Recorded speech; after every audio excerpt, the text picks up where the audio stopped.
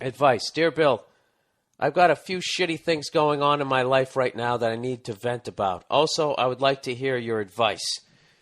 Okay, you guys don't need to have fucking intros like that. Just ask me the advice, because then I'll read them and sound like a shithead. First things first, I live in South Carolina, and I think you can guess that pretty much blows.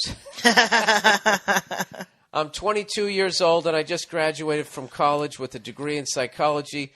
My job outlook is pretty bleak right now, and I just got laid off from my shitty delivery job.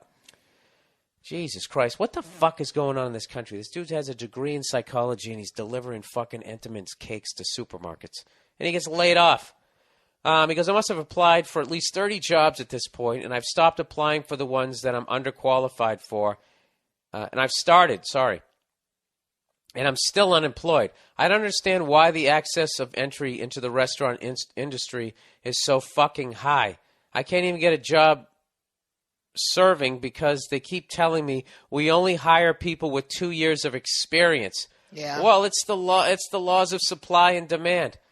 If we weren't in the middle of a recession, you could walk in there with coming out of prison, and they'd let you work the goddamn mesquite grill. Yeah, I worked in a restaurant. There's a bunch of fucking drug addicts. It was such a good economy. It was like 1987. Wait a second. That was right after Black Monday. I don't know. Maybe it was the South. I have no idea. I worked at this place called the Sable Cafe in Cary, North Carolina, way back in the day. And we used to have this douche who came in. He was on work release. He was in prison, and they would let him out so he could wash dishes and work his way back. Not wash dishes. He actually worked the fucking cooking line. He was above me. Right. I was a busboy / grill chef / dishwasher because the restaurant was slowly going out of business. And /hottie. As people gradually quit, they would just give me their jobs and an extra 50 cents an hour. And I was like, wow, I'm raking in the dough. Because I sucked at math, I didn't realize that they were paying me $3.50 an hour and a grill guy $5 an hour. So they went from paying $8.50 an hour for two guys to paying me $4 an hour for fucking. I'm a dumb fucking moron. So, anyways, and then this douche used to come in, and I remember one time I came walking in the back, and I'm doing 3 fucking jobs. We were slammed, and I said, "Oh my God!" I go, "We're out of glasses." What the fuck? We're out of glasses. And then this guy in work release goes, "Well, why don't you wash some?" A novel idea. That's what he said. Like he was this fucking Renaissance man. Really? Really there, Shawshank? The fuck are you doing after work? Huh? Fucking carving a goddamn... Hey, watch all the steak knives. Make sure Cunty over here doesn't take them back with your felon beard. You're this stupid fucking Allman Brothers facial hair. I fucking cunt. And it still bugs me because I didn't say anything to him.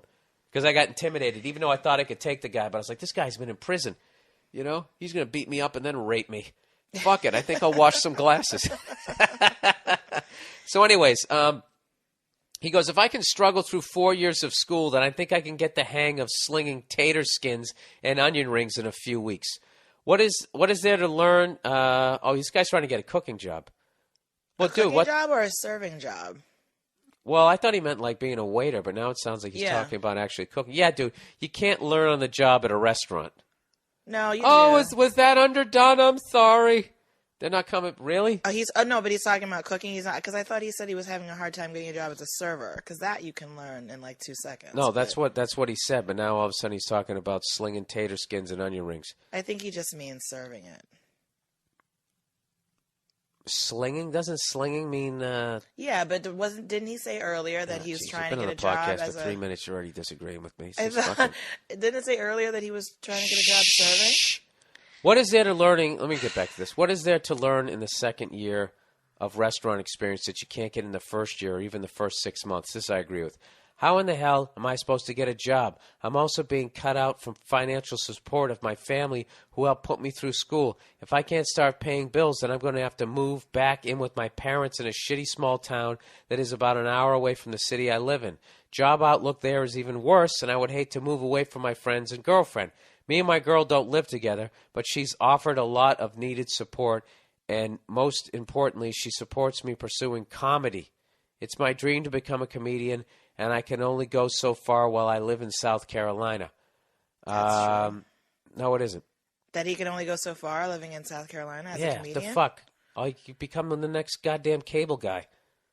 Dude, there's people, I guarantee you, in South Carolina, there's a guy there who's the king of South Carolina, and we've never heard of him. Every state I've been he's to. huge there? Yeah, Right. and they fucking make 6 figures a year. I understand what he's saying. Obviously, he doesn't want to be the king of South Carolina. He wants to get into movies and TVs, become a nationally headlining act. I understand what you're saying, but I'm just saying, you can make fucking money there. There is money to be made with those drug fucking idiots there. All you got to do, just do a Ric Flair impression. That'll be your closing bit. You'll be fine. He lives out there. I would like to move to New York City, but won't be able to do that if I'm not able to save up money. And I definitely won't be able to do that anytime soon because I am awaiting a trial for a DUI I got back in January. This story just keeps getting like unraveled more and more. Every sentence becomes something else. That's why country songs are so sad. These people live it. Living in South Carolina. I love my girl's vagina, and I can't get a job washing dishes. Did you just rhyme Carolina I got a with DUI, vagina? and I don't know why, because the cop was even drunker than me. And the song should be called I Know I'm Not Ric Flair. Because I know I ain't Ric Flair. And I know I don't bleach my hair, but I got a dream, and would you help me? Get your hand off your gun. I'm starting to get scared. That rhyme with hair? All right, go fuck yourselves. Anyways, the trial is this September, and if I lose my license, I will only be set further back from my goals. Yeah, you think? I am trying to... Not to mention, I'm growing weed in my apartment. It's a 1-bedroom with bay windows, and I think my neighbors are starting to catch on. I am trying to hone my skills here. Did he say that? No. Oh. Jesus.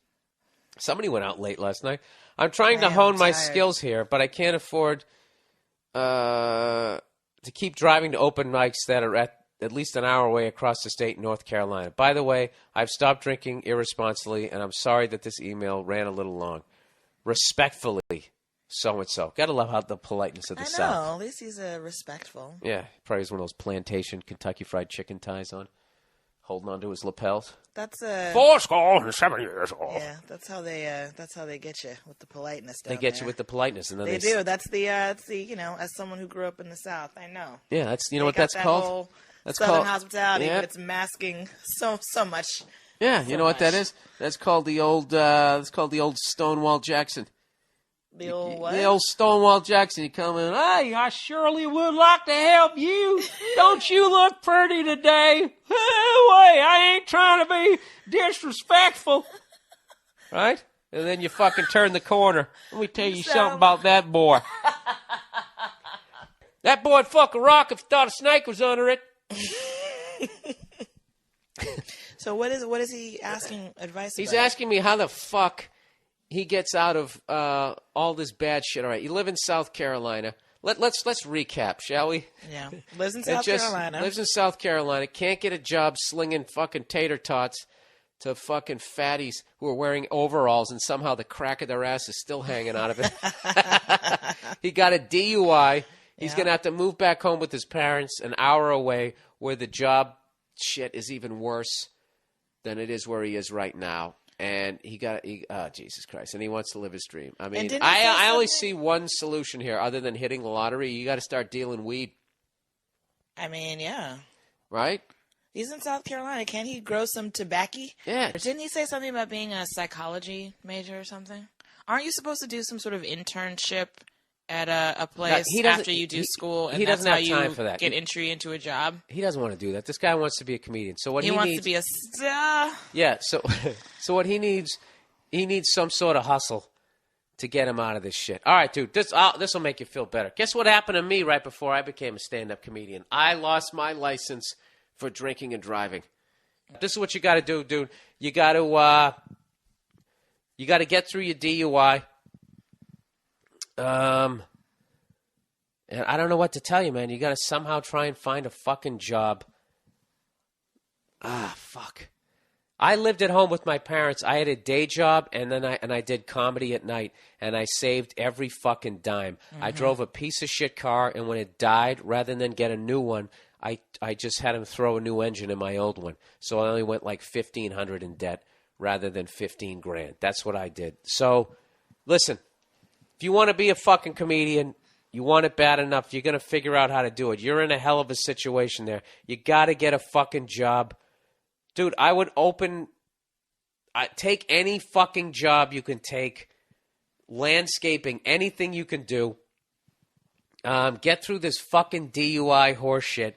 And despite the fact that you work all day, you still got to go out and you still have to do those open mics. You got to do it.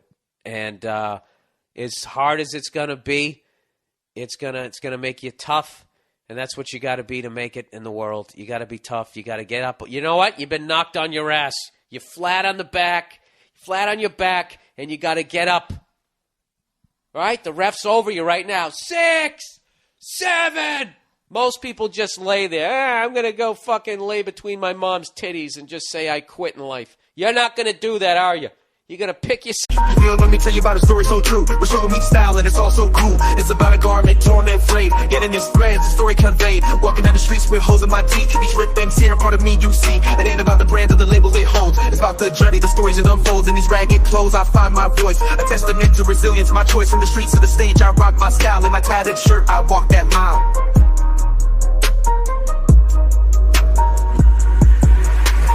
Ripped and torn, but still I stand in my ragged attire. I command, it's not just fabric, it's a statement I preach. In my threadbare garment I find my reach.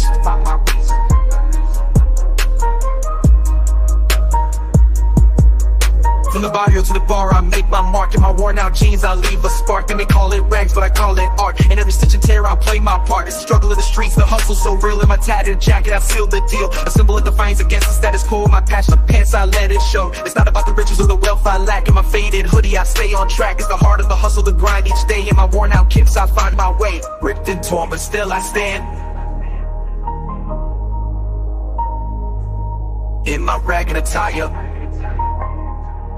I command. It's not just fabric, it's a statement I preach.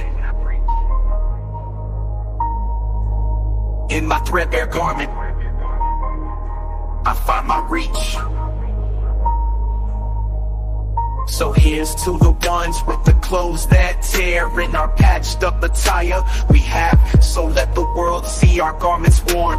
For in our rags our stories are born. In the language of the streets we speak. In our torn up clothes we find our peak. You should have seen the look she just gave me. Yeah, I'm trying to inspire him. This kid is in a fucking hole. Yeah, but he can get out of it. He's got to suck it up. How would you get out of it? How would you get out of it? I would do like you said. I'd have to take any job that I could get. But I'm a female, so maybe I could get... No! I was thinking babysitting, you pervert. You'd whore yourself out. No, I wouldn't. Wah, wah, wah, wah. My name is Nia, boo, boo, boo, boo, and I got some high heels. Do, do, do, do. Who wants to fucking hit this? I want to be a comedian.